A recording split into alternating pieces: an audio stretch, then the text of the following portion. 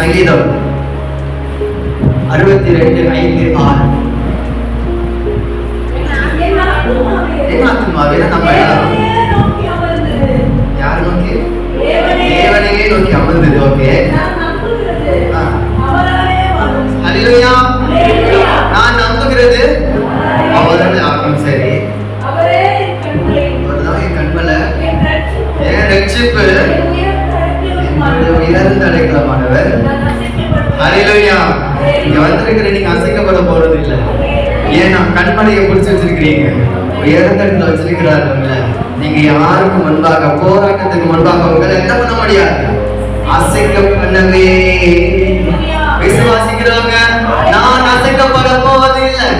ஏன்னா அந்த சராசரியை படைத்து ஆளுகை செய்கிற தேவாதி தேவன், எனக்காக யுத்தம் செய்கிற தேவன், எனக்காக வழக்காடுகிற தேவன், எனக்காக எதிரிகளை ஜெயம் கொடுக்கிற தேவன் நான் வச்சிருக்கிறதுனால அசைக்கப்பட போறதில்லை.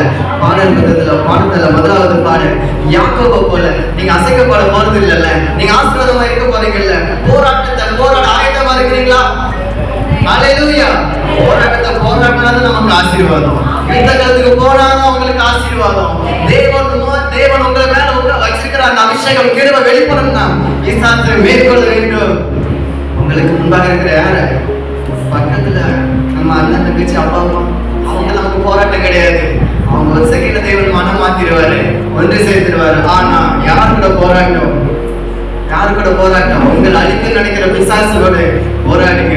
உங்களை வீழ்த்தணும் நினைக்கிற, உங்களை அமுக்கணும் நினைக்கிற பிசாசை ஜெயிக்க போறோம். விசுவாசிக்கிறீங்களா? தேவனால் கூட அதை என்னால நீங்க அவன் பாருங்க அவ்வளவு பலசாலி போலியத்தை பார்த்து பயந்து ஒரு பேனையே நின்றுச்சு. ஆனா தாவீது பயப்படல. ஏன்னா தாவீது சின்ன பையன் தான். நம்ம கரெக்டா என்ன மாதிரி கரெக்டா வந்துருவீங்களா? இல்ல நீங்க உங்களை மாதிரி இருப்பாரா? இல்ல நம்மள மாதிரி வச்சிருப்போமா? நம்மள மாதிரி இருக்க தாவீது யாரை உயர்த்தினாரு?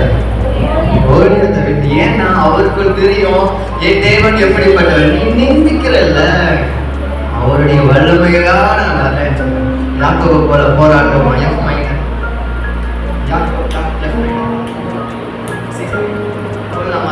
எல்லாரும் சரி, யாக்கோபை போல போராடுவேன், ஏரியாவை போல ஜெபிக்கிறேன்.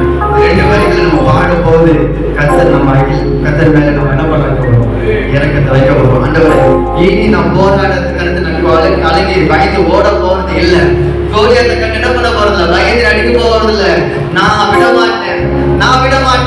நான் போராடி மேற்கொள்வேன். யாக்கோபை போல நான் போராடுவேன், யாரும் போல நான் ஜெபித்திடுவேன். யாக்கோபை போல நான் போராடுவேன், யாரும் போல நான் ஜெபித்திடுவேன். விடமாட்டேன். யாக்கோபை போல நான் விடமாட்டேன். யாக்கோபை போல நான் சொல்லுமா? யாக்கோபை போல நான் போராடுவேன், யாரும் போல நான் ஜெபித்திடுவேன். யாக்கோபை போல நான் போராடுவேன், யாரும் போல நான் ஜெபித்திடுவேன். அந்தாயம் போல ஆலயத்தில் நான் ஜெபித்திடுவேன். அந்தாயம் போல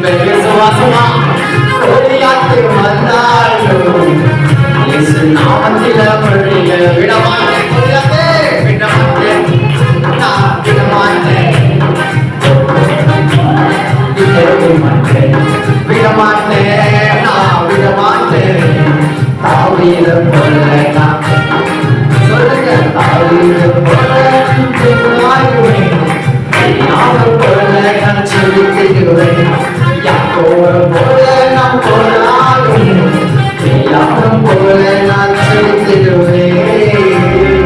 ஹல்லேலூயா. எத்தனை தாவீது இருக்கீங்க, எத்தனை அண்ணாக்கள் இருக்கிறீங்க, எத்தனை எலியாக்கள் இருக்கிறீங்களான்னு கேக்குறீங்களா? இருக்கீங்களா இல்லையா? ஹல்லேலூயா ஹல்லேலூயா. நீங்க இனிமே உங்க வாழ்க்கைக்கு முன்பாக இருக்கிற போராட்டங்களை குறித்து பயப்படாதீங்க. சொல்லுங்க, ஏன் போராட்டமே பண்ண விடாம சொல்லுங்க. தாவீதை போல வைராக்கியமா துதிச்சு பார்த்தீங்கன்னா கோலியாத்தை நான் உன்னை விட்டு எங்கேயும் தப்பிச்சு போக. ஹல்லேலூயா ஹல்லேலூயா.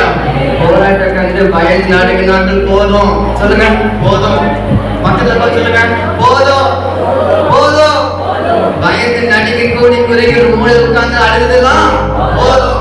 விட மாட்டேன், எழுப்பி வா, எழுப்பி நில்லு, உன்னை நிலைத்திருக்கும்படியா இதோ அந்த சராசரி படைத்து ஆளுகை செய்கிற தேவாதி தேவன் உனக்காக யுத்தம் செய்யும்படியா உன்னை அழைத்துக் கொண்டிருக்கிறார். சொல்லு, விட மாட்டேன், நான் விட மாட்டேன்.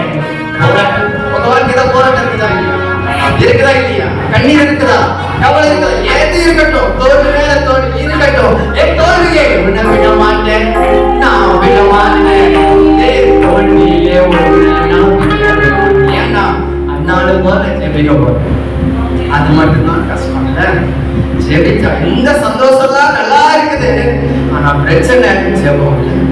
மற்றவங்களுக்காக ஜெபிக்கிறதுக்கும் தேசத்துக்காக ஜெபிக்கிறதுக்கும் நம்மை தாழ்மையா தடித்து கொண்டு அதால ரொம்ப கஷ்டம்.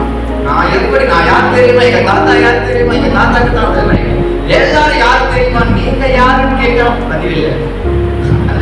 நம்ம யாரு, அவருக்கு முன்பாக நாம் யார் ஒப்பார்கள். இன்னைக்கு பூக்குற பூக்கு ஒண்ணுமே இல்லை, ஒரு டக்கி ஒரு சுக்கு இருக்காது. நம்ம தான் நான் யார் தெரியுமா, ஒரு செகண்ட்ல வாழ்க்கை தலைகளை மாறும். அநேக குடும்பங்கள் நடுத்தருவில் வந்ததுனால மேல போனவங்க சடிதில விழுந்தவங்க இருக்காங்க, ஒரு தேவ கிருபையினால சடிதில மேல வந்தவங்க இருக்கிறாங்க. அதுக்கு பெஸ்ட் எக்ஸாம்பிள் தாவீது எடுத்துக்கலாம். நம்பிக்கையில ஒண்ணுமே இல்லை, ஐயோ ஐயோ இருக்கிறான், கண்டுக்கல. ஆனா அபிஷேகம் தாவீதோடு இருந்துச்சு. அபிஷேகம் தாவீதோடு. அதனால்தான் தாவீது கூட துதித்து கொண்டு இருக்கும் போது கோலியாத்தே உன்னை விட மாட்டேன். கோலியாத்தே சவுலே பயப்படும், இஸ்ரவேலே பயந்து நடுங்க நாங்க செய்யறீங்க. தாவீது பயந்து நடுங்கல. ஏன்னா தாவீதுக்கு தெரியும், உன்னைக்குள்ள இருக்கிறவர் விட எனக்குள்ள இருக்கிறவர் அவர் பெரியவர். யாக்கோபை போல நான் போராடுவேன், அவன் போல நான் ஜெபிப்பேன். யாக்கோபை போராடுவேன், அவன் போல நான் ஜெபிப்பேன். விட மாட்டேன், விட மாட்டேன், நான் விட மாட்டேன். அவன் போல நான் விட மாட்டேன், நான் விட மாட்டேன். தாவீது போல நான் விட மாட்டேன். தாவீது போல அனுதினமும் துதித்து மகிழ்ந்திடுவேன். தாவீது போல நான் அனுதினமும் துதித்து மகிழ்ந்திடுவேன்.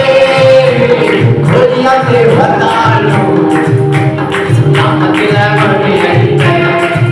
எல்லா கோலியாத்தை வந்தாலும் இயேசு நாமத்தில மகிழ்ந்திடுவேன். விட மாட்டேன், விட மாட்டேன், நான் விட மாட்டேன். விட மாட்டேன், இனிமே விடாதீங்க. ஆவிதை போல விடாதீங்க. வரட்டும், போராட்டம் வரட்டும், பிரச்சனை வரட்டும், கண்ணீர் வரட்டும், விடாதீங்க. ஏன்னா உங்களோடு இருக்கிற பெரியவர். விட மாட்டேன், நான் விட மாட்டேன்.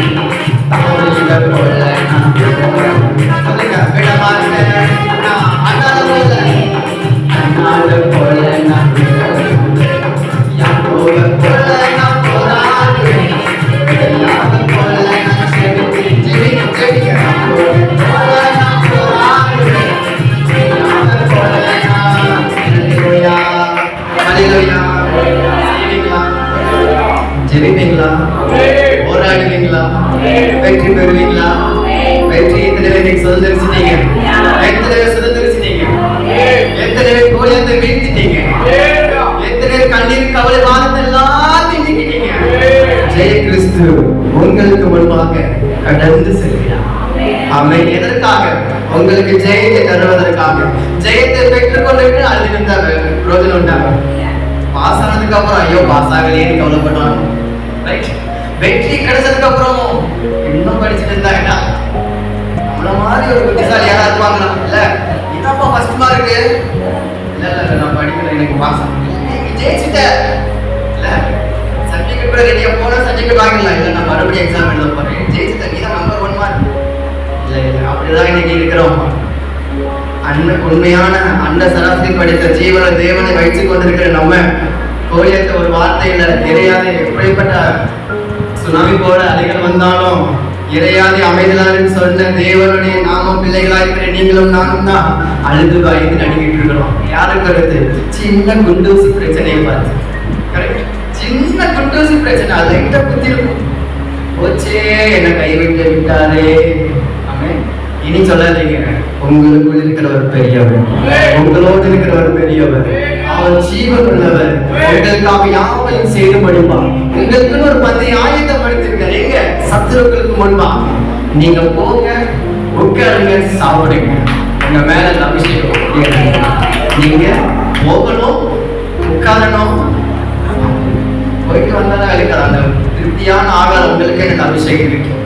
பெற்றுக்கொண்டு சுதந்திரிச்சீங்கன்னா நீங்களும் சொல்லுவீங்க, கர்த்தர் என்னை அழைத்தா, கர்த்தர் என்னை தெரிந்து கொண்டா. எங்களுக்கு தெரியுமா? தாயின் கருவில் உருவாவதற்கு முன்பாக பெயர் சொல்லி அழைத்தா. எப்படி தெரியுமா? நீ என்னுடையவன் என்று சொல்லி ஒருமை பாராட்டினார். எனக்காக ஜீவனை கொடுத்திருக்கிறார்.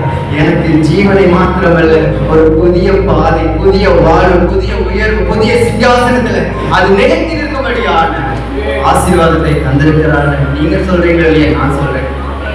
நீங்க சொல்றீங்களா? சொல்ல மாட்டீங்களா?